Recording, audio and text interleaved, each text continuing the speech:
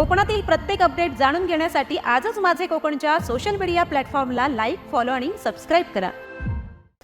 शिवसेना नेते आणि राज्याचे उद्योगमंत्री उदय सामंत कोकण दौऱ्यानिमित्त महाडमध्ये दाखल झाले होते।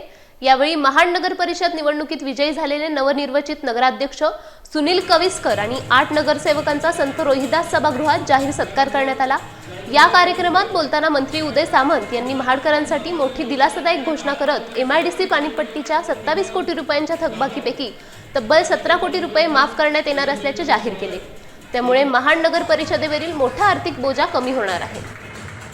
पण मी इथे येताना ऑलरेडी मला भरत शेटनी दम देऊन ठेवलेला होता की महानगरपालिका ताब्यात आल्यानंतर 27 कोटी रुपयाचं उद्योग विभागाचं जे बर्डन आहे लोकांच्या डोक्यावरचं ते तुम्ही कमी केलं पाहिजे।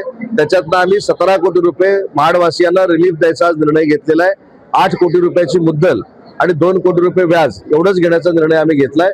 त्याच्यामुळे 17 कोटी रुपयाच्या ओव्हरबर्डन मधनं आम्ही महाडवासियांना आज मुक्त केलेलं।